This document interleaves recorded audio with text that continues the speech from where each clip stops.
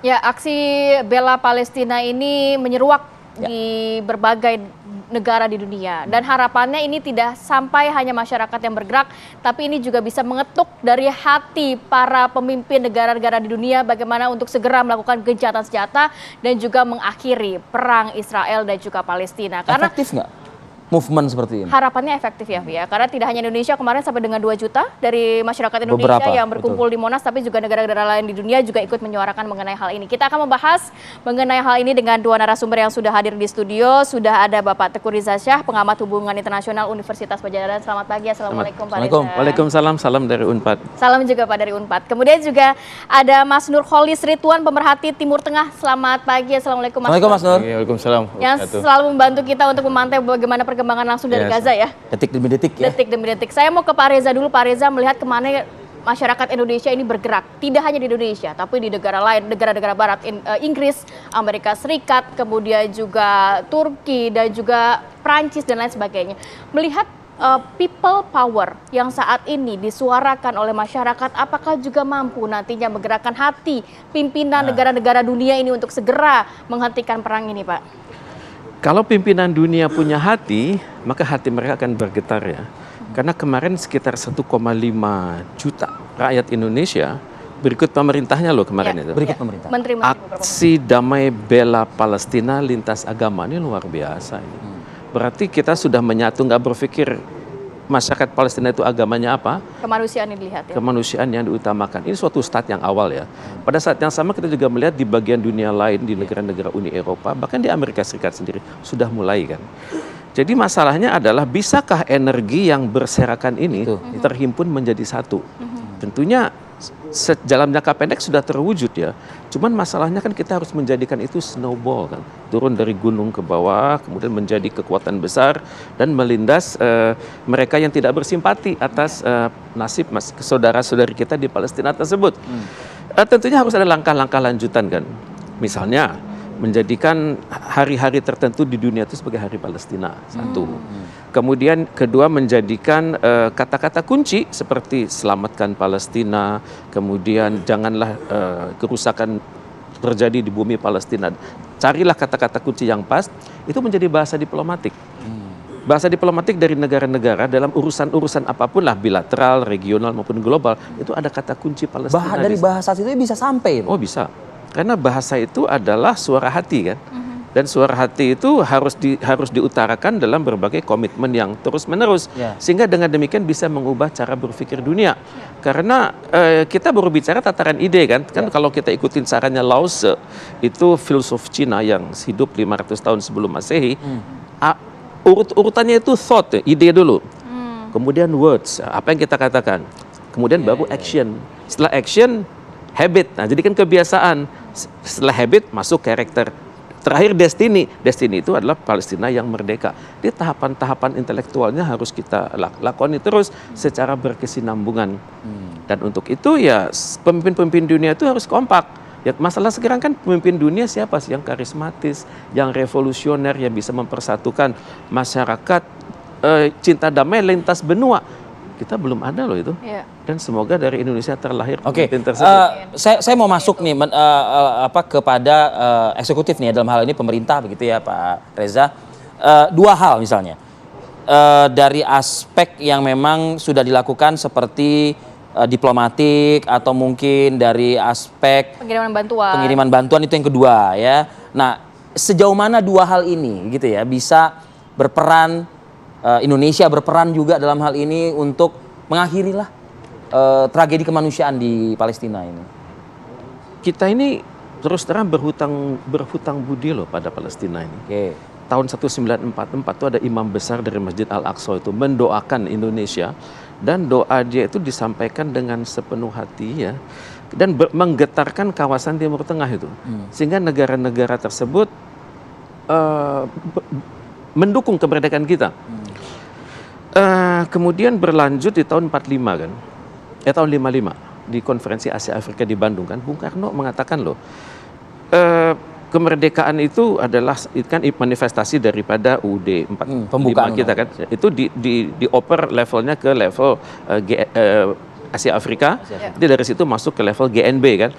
Jadi sampai sekarang kita berpikir kita masih punya hutang besar ini, yakni Palestina yang belum merdeka. Kemerdekaan. Dan kalau pemerintah Indonesia itu sudah konsisten dari dulu, bukan kita membuktikan bahwa yang kita lakukan ini itu nggak ada urusan dengan apapun kecuali amanah dari konstitusi kita. Satu, kemudian pemerintah selalu mengikhtiarkan kemerdekaan Palestina.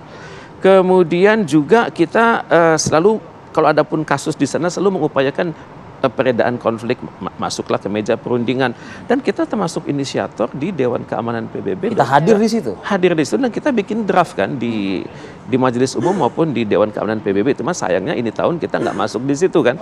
Jadi kalau misalnya pas tahun ini aja kita anggota tidak tetap DKPBB, momentum yang itu luar biasa itu. Draft versi Indonesia itu akan sangat kuat. Sebenarnya kalau berbicara mengenai draft komitmen Indonesia ini sudah cukup jelas, Pak Reza. Tapi implementasi di lapangannya ini yang terkadang sulit begitu ya. Seperti bantuan sudah dikirimkan, tapi perbatasan Rafah masih ditutup. Kemudian juga kemarin tuntutan dari para peserta aksi adalah bagaimana implementasi revolusi PBB yang saat ini tidak digubris oleh Israel dan juga Amerika Serikat. Nah, hal-hal seperti ini yang nampaknya juga sulit mewujudkan gencatan senjata yang diinginkan, Pak. Memang kita harus akui ya, Israel itu negara yang keras kepala kan. Bahkan ada ide two state solution aja sampai sekarang nggak jelas-jelas kan. Dan mereka selalu mengatakan ya wilayah kami itu yang sekarang itu masih belum cukup gitu kan. Dia punya ide soal Nakba itu kan, bahwa masyarakat Palestina itu harus makin banyak yang terusir, kemudian wilayah sekitar dia itu makin aman. Ya, jadi kan selalu berubah-ubah pendiriannya, tapi kan keras kepala kan. Jadi caranya adalah cara jangka pendek. Oke, kita di sini sudah aksi demonstrasi. Kemudian di negara lain juga, tapi tolong saling berhubungan itu. Itu satu. Kemudian juga semua kota provinsi di Indonesia itu punya mitra kan, mitra di luar negeri kan. Hendaknya semangat itu dikirimkan juga ke sana. Misalnya kita sama-sama dari Bandung, Brunswick, Bandung Suwon, Bandung Fort Worth di Amerika Serikat.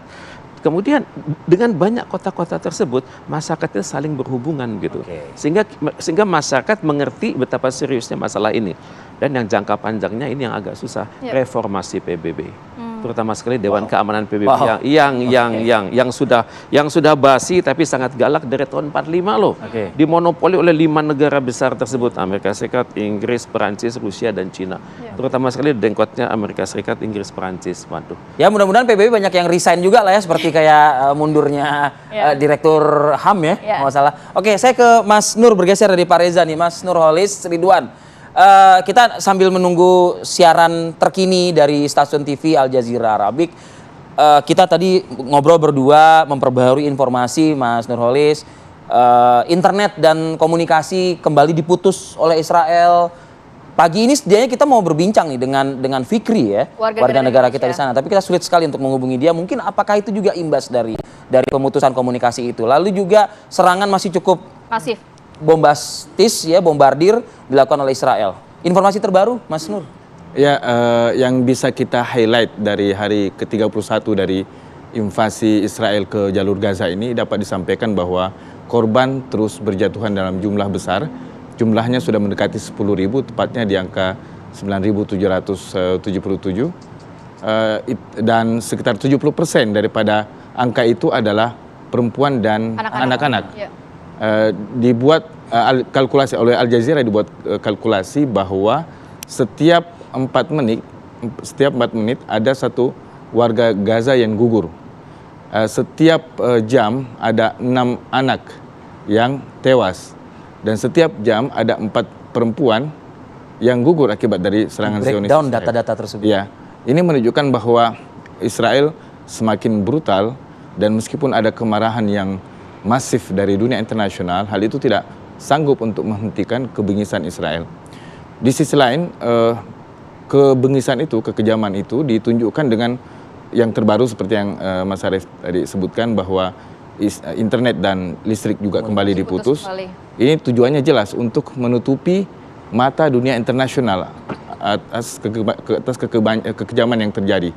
Kita tahu rumah sakit, dan yang terbaru ada Menteri Israel yang menyerukan agar Israel menggunakan senjata nuklir untuk menghancurkan, membumi hanguskan jalur Gaza. Meskipun itu keluar dari pernyataan dari elit. Itu pernyataan salah seorang menteri dari Israel, meskipun hal ini dibantah atau dikecam oleh Benyamin Netanyahu, tapi ini menunjukkan bahwa faksi yang lebih radikal lagi daripada Netanyahu itu ada di pemerintahan Israel. Ya. Dan bukan hanya itu, ada ikatan dokter, semacam sejumlah dokter yang ada di Israel itu menandatangani sebuah komunike untuk menyerang agar menyerukan agar militer Israel menyerang rumah sakit yang ada di Gaza. Ini dokter loh. Dokter di Israel. Ini dokter Israel. Mereka menandatangani sebuah komunike. Dan itu terlihat bahwa memang hampir semua rumah sakit diserang, baik di sekitarnya maupun di wilayah. Ketika orang lain, misalnya militer yang melakukan itu satu hal. Tapi ketika dokter yang bersepakat untuk menyerukan pengeboman terhadap rumah sakit, ini hal yang berbeda. Dokter di mana ada janji untuk menyelamatkan manusia saat itu. di situ ya. Ini berbeda tekanannya. Kalau militer memang kebiasaan untuk menggunakan senjata ya. Tapi berarti strategi Israel tidak hanya perang secara fisik, tapi juga hunger war ya saat ini ya? Ya, Israel menggunakan taktik bumi hangus. Jadi diibaratkan jadi kalau bahasa kita itu adalah strategi bakar lumbung. Jadi kalau mencari tikus yang ada di lumbung, itu bukan tikusnya yang dimatikan, tapi lumbungnya yang dibakar. Dengan harapan agar tikusnya juga ikut mati. Kita lanjutkan diskusi kita usai jeda periode berikut. Kami akan kembali ke hadapan Anda pemirsa. Tetaplah bersama kami di Apa Kabar Indonesia Pagi. Baik, kembali lagi di Apa Kabar Indonesia Pagi. Saya mau ke Pak Reza. Pak Reza, kalau mencermati saat ini eskalasinya akan seperti apa? Melihat nampaknya tidak mereda, justru semakin masif serangan Laporan Israel. tadi disampaikan oleh Mas. Tapi juga negara-negara lain seperti Yaman yang akan mengerahkan ribuan pasukan ke Gaza, kemudian Al Jazair yang juga sudah nampaknya juga akan membantu dari Gaza sendiri. Bisa apa, gitu? Nanti akan seperti apa sih Pak? Kalau misalnya memang tidak segera ada gencatan senjata ini? Saya perhatikan perang ini akan lama ya. Di mana terobosan darat itu sangat sulit ya. Tadi seperti dikatakan bahwa kalau terjadi konflik di darat itu kalangan Palestina itu sangat militan ya. Mereka benar-benar mempertahankan tanah air ya. Barat itu ngerti lah, fatherland, motherland itu artinya tanah tumpah darah harus dipertahankan dan itu adalah ibadah. Jadi yang mereka lakukan adalah serangan bertubi-tubi dari udara dan dari laut ya, bom. Itu menciptakan efek ketakutan yang luar biasa, efek kerusakan yang luar biasa, dan mereka udah nggak bisa lagi membedakan ini infrastruktur militer atau sipil. Jadi yang terjadi adalah situasi keotik ya, masyarakat yang bercerai-berai seperti kita lihat tadi kan betapa histeris orang ibu kan. Mencari tempat berlindung yang aman. Betul. Ya, Pak, ya? Dan ini adalah perang urat saraf yang sengaja dibangun dalam konteks perang yang lebih besar. Perang besarnya lama selesai, tapi perang urat sarafnya jalan terus. Jadi masyarakat sipilnya akan berbondong-bondong ingin keluar. Pada saat yang sama mereka mungkin akan menentang kalangan-kalangan militan di dalam negeri yang mencoba bertahan. Jadi mungkin ini adalah strategi jangka panjangnya Israel ya. Bagaimana juga dunia mungkin mendengar informasi sohih gitu ya, informasi A1 gitu ibaratnya. Tadi Mas Nur kan sempat men-spill sedikit bahwa sudah ada pernyataan dari elit pemerintahan Israel, bahkan juga kalangan profesional dokter dan medis dalam hal ini. Bagaimana seharusnya bisa nggak sih dunia ini, Indonesia ya satu diantaranya atau yang terdekat lah dengan Palestina, negara-negara Arab bisa bertindak gitu, karena sudah ada pernyataan-pernyataan yang semakin membahayakan unsur kemanusiaan. Gitu. Kita harusnya menggunakan ini sebagai momentum ya. Indonesia bersama OKI dan GNB menggunakan kata kunci yang digunakan oleh pimpinan Israel, berani menggunakan senjata atom kan, senjata nuklir kan. Iya. Ini harusnya menjadi suatu draft resolusi yang baru. Sponsornya Indonesia, OKI dan GNB mencegah terjadinya kebinasaan masyarakat di Timur Tengah. Meskipun itu baru hanya ucapan, tapi kan setidaknya udah mengganggu ketertiban umum kan, gitu loh ibaratnya. Berarti ini adalah sesuatu hal yang logis di Israel kan urutan-urutannya Lause, thought, words, action. Dari words akan jadi action. Jadi sebelum itu jadi action, ya kita merancang suatu resolusi yang baru. Berarti harus ada tindakan tegas juga ya terhadap Israel ya. Betul. Mahkamah internasional mungkin nantinya Pak. Memang banyak ide ya, misalnya apakah Netanyahu akan dibawa kepada mahkamah internasional, tapi yang paling bisa kita lakukan adalah resolusi baru. Karena statement nuklir sudah keluar dari kalangan dan itu bukan hal yang bukan main-main. Baik, terima kasih banyak Pak Reza, kemudian Mas Nur sudah hadir. Semoga ini juga kita ya hanya doa yang bisa kita lakukan untuk segera ada nanti penyelesaian antara perang Israel dan juga Palestina sehingga tidak ada lagi warga sipil yang menjadi korbannya. Oke, kita bergabung dulu dengan program Kabar Utama Pagi. Putri Windasari, punya apa Anda yang akan Anda hadirkan selama 1 jam ke depan? Baik, Selamat pagi Kamarati, Arif Fadil. Kita masih akan tetap pastinya untuk mengabarkan kondisi terkini di Gaza, Palestina. Selain itu juga ada informasi dari dalam negeri, sejumlah informasi dari dalam negeri. Di antaranya ini sejumlah wilayah di Jakarta ini banjir akibat intensitas hujan yang cukup tinggi beberapa hari terakhir. Nanti kita akan ada laporan langsung dari BMKG soal perakiraan cuaca untuk hari ini. Kamarati, Arif Fadil. Baik, terima kasih Putri. Sesaat lagi di Kabar Utama Pagi, saya Kamarati Kusuma. Arif Fadil pamit undur diri. Terima kasih. Sampai jumpa.